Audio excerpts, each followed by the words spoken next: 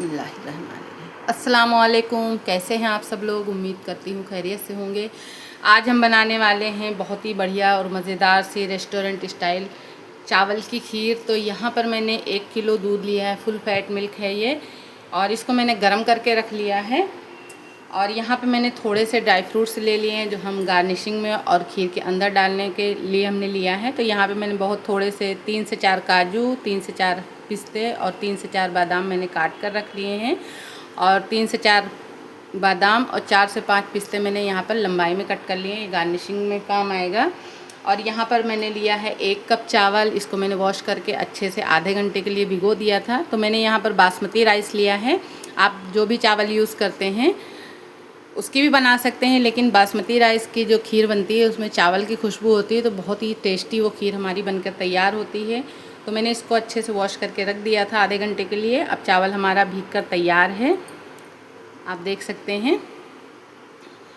तो यहाँ पर हम इतने से चावल निकाल लेंगे जो हम पीस कर डालेंगे, बाकी के चावल हम जो हैं वो खड़े डाल देंगे। तो चलिए खीर बनाना शुरू करते हैं। तो यहाँ पे मैंने भारी तले की कढ़ाई ले ली है। इसमें मैंने बिल्कुल थोड़ा सा पानी डाल दिया है ताकि जब हम दूध इसमें बॉईल करेंगे तो वो नीचे लगेगा नहीं।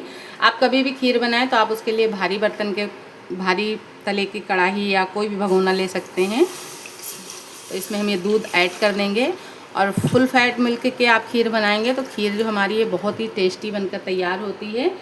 तो गैस मैंने ऑन कर दी है। तो इसमें हम एक उबाल आने देंगे। दूध अच्छा गर्म हो गया है, तो यहाँ पर हम 1 चम्मच दूध इसी में से निकाल लेंगे। इसमें हम केसर भिगोएंगे और यहाँ पर मैंने जो कटे हुए ड्राई फ्रूट्स लिए थे वो इस दूध में भिगो देंगे। तो यहाँ पर मैंने 2 चम्मच दूध ले लिया है चलाने वाले चम्मच से। आप अपनी पसंद के कोई भी ड्राई फ्रूट्स डाल सकते हैं, जो भी आपको पसंद है। जो नहीं पसंद उसे हटा भी सकते हैं। तो दूध में उबाल आना शुरू हो गया है। अब दूध को हमें अच्छे से पकाना है। तो यहाँ पर हम सबसे पहले केसर भिगो कर रख देंगे जब तक दूध हमारा उबल रहा है। दूध में उबाल आ चुका है तो हमने यहाँ पर जो चावल सोख करके रखे थे वो डाल देंगे। बहुत ही मज़ेदार सी ये खीर बनके तैयार होती है, खाने में बहुत ज़्यादा टेस्टी लगती है और बनाना भी बहुत इजी है इसको। अब चावल को हम पकने देंगे जब तक कि चावल हमारे अच्छे से सॉफ्ट नहीं हो जाते, गल नहीं जाते, तब तक कि हमें इसे पकाना है। जब तक चावल पक रहे हैं तब तक हम यहाँ पर हमने जो केसर लिए हैं इसको भिगो देंगे ताकि दूध में अच्छा कलर आ जाए। इसको हम रख देंगे साइड पर। और यहाँ पे मैंने एक मिक्सी का जार लिया है। ये 2 चम्मच मैंने चावल जो लिया था इसको हम बारीक पीस लेंगे। आप चाहें तो इस चावल में पानी डालकर भी पीस सकते हैं और दूध डालकर भी पीस सकते हैं। इसको हमें बिल्कुल बारीक पीसना है चावलों को। इसमें हम थोड़ा सा दूध डाल लेंगे, हम बिल्कुल बारीक पीस लेंगे। देखिए यहाँ पर चावल भी हमारे पक रहे हैं। हमें 8 से 10 मिनट के लिए इसको हमें पकाना है जब तक कि चावल पूरी तरीके से सॉफ्ट नहीं हो जाते। आप चाहें तो टोन्ड मिल्क का भी बना सकते हैं, बट जितनी फुल फैट क्रीम वाले दूध की जो टेस्ट आता है खीर में वो टोन्ड मिल्क में नहीं आता। देखिए हमने नॉर्मली जो चाय पीते हैं हमने इस कप से 1 कप चावल भिगोए थे। आप बड़े वाले कप से ना भिगो दीजिएगा क्योंकि बहुत ज़्यादा चावल अच्छा नहीं लगता है। तो दूध अच्छे से पक रहा है, यहाँ पे चावल भी हमारे अच्छे से पक रहे हैं। इसमें ऑल रेसिपीज़ देखने के लिए आप मेरे शाइन रेसिपी चैनल को सर्च करके देख सकते हैं। आपको वहाँ बहुत ही बढ़िया बढ़िया सी रेसिपीज़ देखने को मिल जाएंगी। और चैनल पे पहली मर्तबा आए तो प्लीज़ हमारे चैनल को सब्सक्राइब कर लें और बराबर में बेल आइकन को ज़रूर क्लिक करें ताकि आने वाली नई वीडियोस का नोटिफिकेशन टाइम पर आपको मिल सके। साइड पे जो मलाती आती रहेगी इस तरीके से हम इसको खुरच के बीच में दूध में डालते रहेंगे साथ के साथ। इससे हमारे दूध में थिकनेस बहुत जल्दी आएगी और हमारी जो खीर है बहुत ही रबड़ी मलाईदार सी बन के तैयार होगी। 5 से 7 मिनट हो गए हैं अच्छे हाई फ्लेम पर इसको हमें पकाते हुए। अब हम यहाँ पर चावल चेक कर लेंगे। तो चावल भी हमारे मैश हो चुके हैं, आप देख सकते हैं गल चुके हैं। तो यहीं पे हमने जो 2 चम्मच चावल लिया था उसको मैंने पीस लिया है। थोड़ा सा दूध डालकर इसको डाल देंगे। और हमने जो यहाँ पे ड्राई फ्रूट्स भिगोए थे ये भी ऐड कर देंगे। इससे क्या होता है, थोड़े से ड्राई फ्रूट सॉफ्ट हो जाते हैं। और हमने यहीं पर जो हमने केसर भिगो कर रखी थी दूध के साथ वो भी डाल देंगे। अच्छे से मिक्स कर लेंगे और लगातार अभी से हम 5 से 7 मिनट तक के लिए और पकाएंगे, ताकि जो चावल हमारे वो और ज़्यादा सॉफ्ट हो जाएं। और हल्के हल्के से इस तरीके से इसको हम मैश करते जाएंगे साथ में। आप चाहें तो दलघोटनी से भी कर सकते हैं और चाहें तो इस चम्मच से भी कर सकते हैं जिससे हम चलाते हैं। इस तरीके से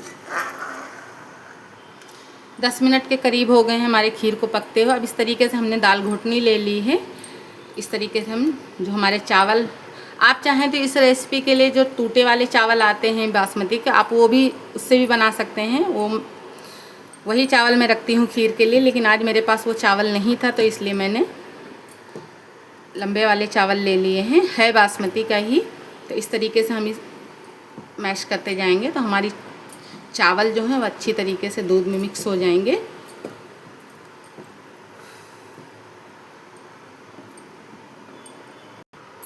देखिए, आप देख सकते हैं खीर अच्छी खासी गाढ़ी हो गई है। हमने 2 से 3 मिनट के लिए दाल घोटनी से इसको मैश कर दिए थे चावलों को। अब यहाँ पर हमने लिया है 1/3 कप चीनी। आप अगर मीठा कम पसंद करते हैं तो आप 1/4 कप भी डाल सकते हैं, और ज़्यादा पसंद करते हैं तो आप आधा कप डाल सकते हैं। चीनी डालने के बाद में थोड़ी सी ये खीर पतली हो जाएगी, तो 4 से 5 मिनट के लिए मैं और पकाना है इसे।